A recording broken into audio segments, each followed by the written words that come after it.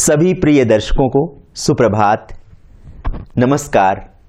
मैं हूं शेखर त्रिपाठी और आप देख रहे हैं अपना प्रिय धार्मिक चैनल अखंड मंथन। आज अखंड मंथन की झोली में हम आपके लिए बहुत कुछ लाए हैं। जी हां, अगर आपने अपनी बेटी का विवाह तय कर दिया है लेकिन सोने के जेवरों का इंतजाम नहीं कर पाए हैं, तो अब आपकी इस समस्या का समाधान हम करेंगे, और वो भी सिर्फ 40 दिन में। 40 दिन में आपकी बेटी के विवाह में जितने भी गहने चाहिए सोने के, उसका प्रबंध हो जाएगा। कैसे होगा ये सब कुछ, ये बताएंगे थोड़ी देर में। इसके अलावा अगर आप 2 जनवरी यानी पौष मास की जो शुक्ल पक्ष की चतुर्थी तिथि है, उसमें अगर आप अपने घर में किसी ब्राह्मण को बुला करके लड्डू खिलाते हैं तो उससे कैसे मनचाहा वरदान पा सकते हैं, ये भी बताएंगे। इसके अलावा वरद विनायक चतुर्थी का व्रत रखने की क्या विधि है और पूजन का शुभ समय क्या है, इसके बारे में भी हम आपको विशेष तौर से जानकारी देंगे। और सबसे अंत में जो समाचार है आपके लिए वो बहुत शुभ है, और वो ये है कि धन संपत्ति किसे नहीं चाहिए, लेकिन समस्या होती है कि लक्ष्मी बहुत चंचल हैं, उन्हें रोक कर रखना बहुत ही मुश्किल होता है। तो आज हम बताएंगे वो स्तोत्र, गणेश जी का वो स्तोत्र है, और उसको पढ़ने से आपके घर में लक्ष्मी का स्थायी निवास हो जाएगा और लक्ष्मी जी आपको कभी छोड़कर नहीं जाएंगी। तो मंथन में आज बहुत कुछ है, इसलिए पूरा बुलेटिन देखना मत भूलिएगा। लेकिन शुरुआत करते हैं सबसे पहले आज के प्रमुख धार्मिक समाचारों से।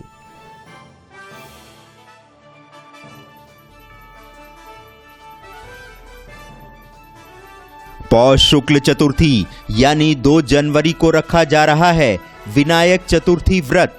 गणपति देते हैं इस व्रत से मनचाहा वरदान। शुभ समय में गणपति की पूजा से बने सिद्धियों के स्वामी। गणपति पूजन का शुभ समय सुबह 11:27 से दोपहर 1:34 तक। शिव के इस मंदिर में मिट्टी भी बन जाती है सोना। महादेव की कृपा से 40 दिन में बेटियों के विवाह के लिए सोने के गहने बनवा देते हैं दूधेश्वर महादेव। गणपति के लक्ष्मी स्तोत्र के पाठ से कभी नहीं आएगी कंगाली। लक्ष्मी के स्थायी निवास से घर में हर रोज मनाए दिवाली।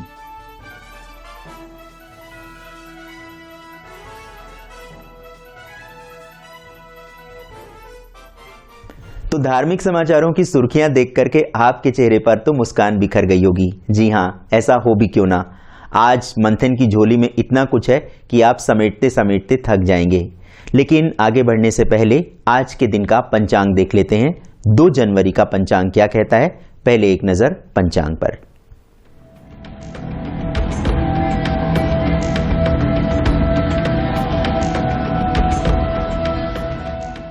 विक्रम संवत 2073 सोमवार 2 जनवरी 2017। सूर्य उत्तरायण शिशिर ऋतु। सूर्योदय सुबह 7:18 पर। सूर्यास्त शाम 5:31 पर। पौष शुक्ल चतुर्थी तिथि अपराह्न 3:47 तक। आज वरद विनायक चतुर्थी व्रत है। सूर्य धनु राशि में, चंद्रमा कुंभ राशि में, पूर्वाषाढ़ा नक्षत्र। व्रज योग सुबह 8:34 तक। आज का राहु काल सुबह 8:32 से सुबह 9:51 तक। आज का शुभ समय अभिजीत मुहूर्त दोपहर 12:09 से दोपहर 12:52 तक। दिशाशूल आज पूर्व दिशा में यात्रा ना करें। राहु का निवास आज उत्तर पश्चिम में। आज के शुभ मुहूर्त शाम 4:52 से शाम 6:42 तक। भद्रा विचार सुबह 3:38 से दोपहर 3:47 तक।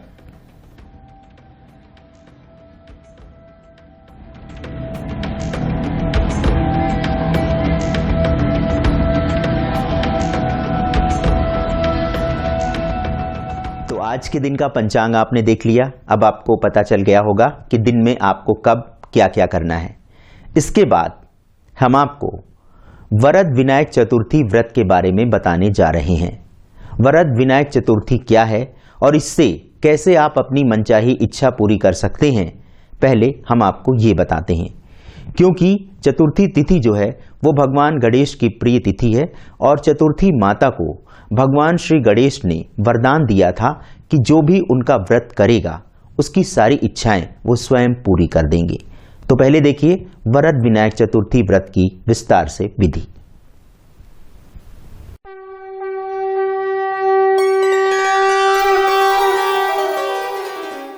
पौष शुक्ल की विनायक चतुर्थी कराती है धन वर्षा, लक्ष्मी प्राप्ति। गणपति स्तोत्र पढ़ने से हमेशा रहेंगी लक्ष्मी। निराहार व्रत रखने वाले से गणपति होंगे प्रसन्न। चतुर्थी तिथि को ही भगवान श्री गणेश का जन्म हुआ था और हर महीने 2 चतुर्थी तिथि आती है।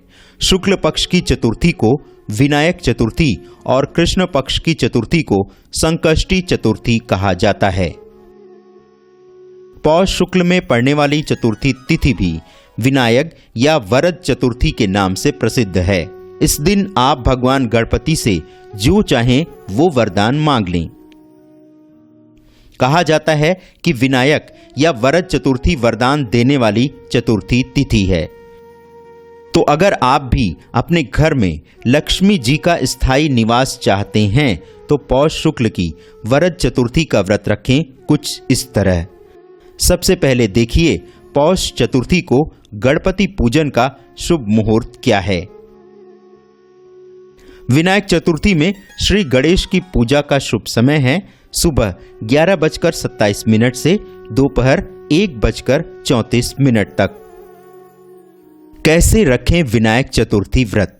अगर आप धन संपत्ति की समस्या से जूझ रहे हैं तो पौष मास की चतुर्थी तिथि को गणपति का 5 या 16 वस्तुओं से विधिवत पूजन करें और गणपति को दूर्वा यानी दूब जरूर चढ़ाएं। इसके बाद किसी एक ब्राह्मण को घर बुलाकर लड्डू का भोग लगाएं। ऐसा करने से आपके जीवन में धन संपत्ति की समस्या नहीं रहेगी। दोपहर में पूजा करने से क्यों नहीं जाएंगी लक्ष्मी। आप सोच रहे होंगे और आपके इस प्रश्न का उत्तर ये है कि शुक्ल पक्ष की चतुर्थी तिथि को भगवान गणपति का वरदान मिला था कि जो भी भक्त मध्याह्न काल यानी दोपहर में गणपति का पूजन करेगा और निराहार व्रत रखकर पंचमी को पारण करेगा उसे गणपति बप्पा सब कुछ प्रदान करेंगे। गणपति ने शुक्ल पक्ष की चतुर्थी तिथि की भक्ति से प्रसन्न होकर उन्हें वरदा नाम दिया था। गाजियाबाद से अखंड मंथन संवाददाता शेखर त्रिपाठी की रिपोर्ट। जिसके यहाँ लक्ष्मी जी का स्थायी निवास रहता है उसके यहाँ सुख संपन्नता की कभी कोई कमी नहीं रहती। और अगर आप इस स्तोत्र का पाठ आज करेंगे, विशेष रूप से दोपहर का जो हमने पूजन का समय आपको बताया है, अगर उस समय आप इस स्तोत्र का पाठ करेंगे तो लक्ष्मी जी आप पर हमेशा मेहरबान रहेंगी और आपके घर से तो कभी नहीं जाएंगी। धन संपत्ति कौन नहीं चाहता। आप भी चाहते होंगे कि आपके धन का भंडार सदा भरा रहे, लेकिन लक्ष्मी जी बहुत चंचल हैं, उन्हें रोकना इतना आसान नहीं है। लेकिन अगर आप गणपति की आराधना गणपति के लक्ष्मी स्तोत्र से करें तो लक्ष्मी जी आपका घर छोड़कर कभी नहीं जाएंगी। गणपति का लक्ष्मी स्तोत्र इस प्रकार है। ओम नमो विघ्नराजाय सर्व सौख्य प्रदायिने दुष्टाकिष्ट विनाशाय पराय परमात्मने लंबोदरम महावीर्यम नाग यज्ञोपशोभितम अर्धचंद्रधरम देवम विघ्न व्यूह विनाशनम ओम ह्रां ह्रीं ह्रूं ह्रैं ह्रः हेरम्बाय नमो नमः सर्वसिद्धि प्रदो असि त्वं सिद्धि बुद्धि प्रदो भवः चिंतितार्थ प्रदस्तत्वं हि सततं मोदक प्रियः सिंदूरारुण वस्त्रस्य पूजितो वरदायकः इदं गणपति स्तोत्रं यः पठेत् भक्तिमान् नरः तस्य देहं च गेहं च स्वयं लक्ष्मीर्मुच्यति। अर्थात संपूर्ण सुख देने वाले गणपति को हमारा नमस्कार है। जो दुष्टों का नाश करने वाले परमात्मा हैं, उन गणपति को नमस्कार है। जो महापराक्रमी लंबोदर सर्पमय यज्ञोपवीत से सुशोभित हैं, अर्धचंद्रधारी और विघ्न समूह का नाश करने वाले हैं, उन गणपति की मैं वंदना करता हूँ। मैं हेराम्ब को नमस्कार करता हूँ। भगवान, आप सभी सिद्धियों के दाता हैं, इसलिए आप हमारे लिए सिद्धि बुद्धिदायक हों। आपको सदा ही मोदक प्रिय है। आप मनचाही इच्छा पूरी करने वाले हैं। आप सदा सिंदूर और लाल वस्त्र से पूजित होकर सदा वरदान देते हैं। जो मनुष्य भक्ति भाव से गणपति के इस स्तोत्र का पाठ करता है, माँ लक्ष्मी उसका घर कभी नहीं छोड़ती। तो देखा आपने कि अगर आप इस स्तोत्र से गणपति की आराधना करेंगे तो माँ लक्ष्मी जी आपका घर छोड़कर कभी नहीं जाएंगी। ऐसा भगवान गणपति ने स्वयं वरदान दिया है। तो घर को धन संपत्ति से भरना हो तो प्रतिदिन इस स्तोत्र का पाठ करें, वरना हर महीने की दोनों शुक्ल और कृष्ण पक्ष की चतुर्थी को तो भगवान गणपति की आराधना इस स्तोत्र से अवश्य करें। ऐसा करने से आपके जीवन में धन संपत्ति की कभी कमी नहीं होगी।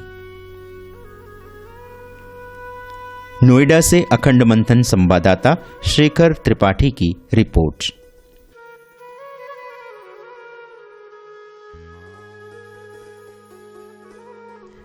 तो गणेश जी को प्रसन्न कैसे करें ये भी आपने जान लिया, और लक्ष्मी जी का आपके घर में किस तरह स्थायी निवास हो इस बारे में भी आपको जानकारी मिल गई होगी।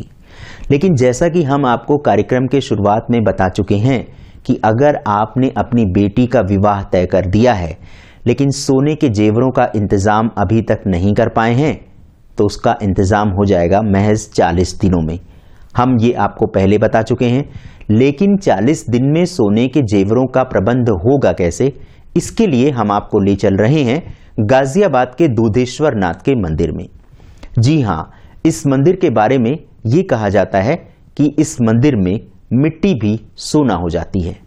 तो क्या है पूरी ये कहानी और किस तरह से आप 40 दिन में अपनी बेटी के विवाह के लिए सोने के जेवरों का प्रबंध कर लेंगे, इस बारे में हमारी विस्तार से ये रिपोर्ट देखिए।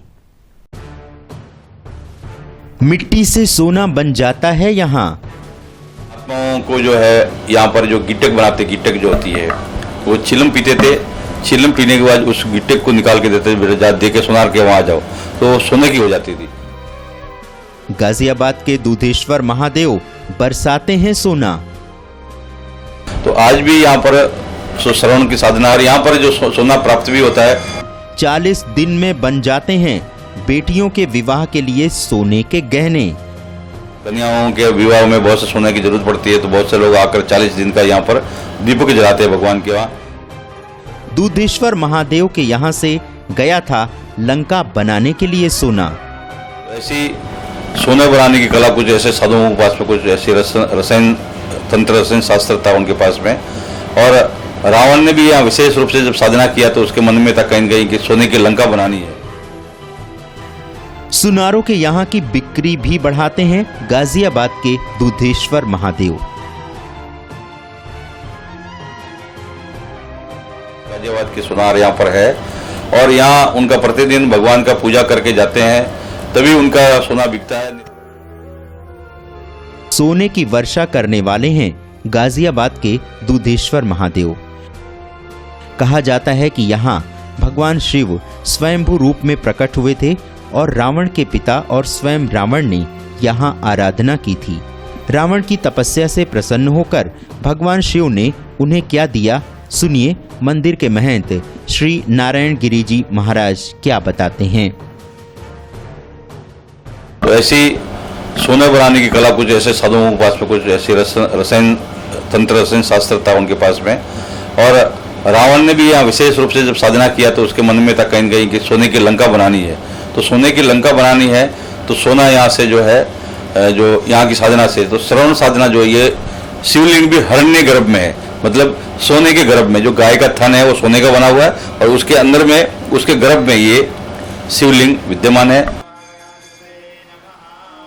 कहा जाता है कि इस मंदिर के संतों को मिट्टी से सोना बनाने की कला आती थी। देखिए कि हमारे, मैं अपने जीवन काल में देखा कि हमारे जब दादा गुरुजी गौरीगिरी जी महाराज थे, जब यहाँ पर पुराना समय में दीवार तोड़ी तो बहुत सी जगह गिरनियाँ वगैरह कुछ ऐसे चीज मिले थे। हमने जब यहाँ पर आए थे तो बहुत कम से कम हजारों शीशियाँ वगैरह जो है, जैसे प्रयोगशाला कोई होती है, इस तरह की शीशियाँ यहाँ बहुत सी रखी हुई थी। जब हमने यहाँ पर तोड़फोड़ किया तो हमारे यहाँ पर एक महाराज जी थे पहले, जो शिवगिरी जी महाराज बोलते थे। तो महात्माओं को जो है यहाँ पर जो गिटक बनाते, गिटक जो होती है वो चिलम पीते थे। चिलम पीने के बाद उस गिटक को निकाल के देते थे, जा दे के सोनार के वहाँ जाओ, तो सोने की हो जाती थी। तो ऐसी सोने बनाने की कला कुछ ऐसे साधुओं के पास में, कुछ ऐसी रसायन तंत्र रसायन शास्त्र था उनके पास में। आज भी जिन लोगों के घरों में बेटियों के विवाह के लिए सोने के जेवर का प्रबंध नहीं हो पाता, ऐसे भक्त यहाँ शिव जी का अभिषेक करते हैं और 40 दिन में देखते ही देखते बेटी के विवाह के लिए सोने के गहनों का इंतजाम हो जाता है। कन्याओं के विवाह में बहुत से सोने की जरूरत पड़ती है, तो बहुत से लोग आकर 40 दिन का यहाँ पर दीपक जलाते हैं, भगवान के वहाँ पूजा करते हैं। तो उनको निश्चित रूप से जितनी सोने की आवश्यकता होती है वो प्राप्त हो जाती है। तो रावण से लेकर आज तक ये निरंतर ये साधना जो है, सोने की साधना भी यहाँ प्राप्त करने के लिए यहाँ पर जो है साधक करते रहते हैं। जिन सुनारों के यहाँ सोने चांदी के जेवरों की बिक्री कम होती है या फिर होती ही नहीं, ऐसे व्यापारी भी यहाँ आते हैं। गाजियाबाद के सुनार यहाँ पर है और यहाँ उनका प्रतिदिन भगवान का पूजा करके जाते हैं, तभी उनका सोना बिकता है। नहीं तो कभी जैसे कोई भूल जावे कि भाई दर्शन नहीं हुआ तो पूरा दिन तक एक सोना 1 ग्राम भी नहीं बिकता। तो ये श्रवण जो है साधना, सोने की साधना के लिए, और यहाँ पर जो सोना प्राप्त भी होता है निश्चित रूप से, जो निस्वार्थ भाव से जो यहाँ साधना करता है। गाजियाबाद के दूधेश्वर महादेव ऐसे व्यापारियों के सोने की बिक्री बढ़ा देते हैं। विश्वास नहीं आता तो आप भी एक बार दूधेश्वर महादेव से गुहार लगाकर देखिए।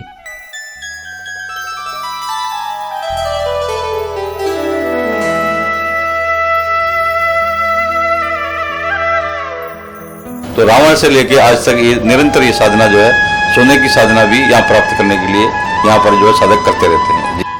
तो अगर आप भी अपने जीवन में धन संपत्ति की कमी से जूझ रहे हैं, गरीबी के कारण जीना मुहाल हो गया है, रात में सोते हैं तो चिंता रहती है कि अगले दिन घर कैसे चलेगा, तो चलिए गाजियाबाद के दूधेश्वर महादेव के मंदिर।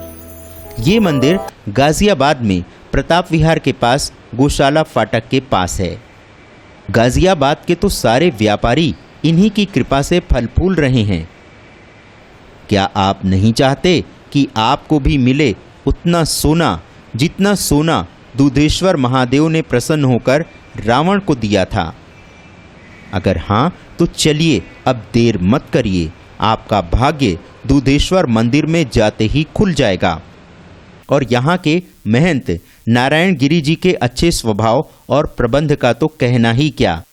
इस मंदिर के महंत के रूप में वो देश विदेश में प्रसिद्ध हैं। अगले सोमवार को दूधेश्वर मंदिर की जीवित समाधियों के रहस्य से हम पर्दा उठाएंगे। रात में 4 बजे वहां बनी जीवित समाधियों से कौन निकलकर घूमता है और सो रहे लोगों को जगाता है? क्या है इन जीवित समाधियों का रहस्य और कैसे एक इलायची चढ़ाने से पूरी हो जाती है भक्तों की हर मनोकामना। देखिए दूधेश्वर मंदिर भाग 2, जीवित समाधियों का रहस्य। गाजियाबाद से अखंड मंथन संवाददाता कान्हा के साथ शेखर त्रिपाठी की रिपोर्ट।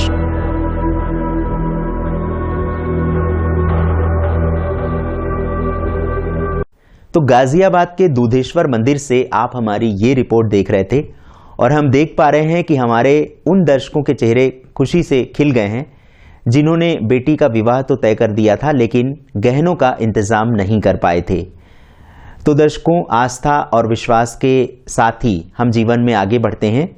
हम ये दावा तो नहीं करते कि ऐसा हो जाएगा, लेकिन महादेव अपने हर भक्तों की इच्छा पूरी करते हैं और इस मंदिर के बारे में ऐसी मान्यता है।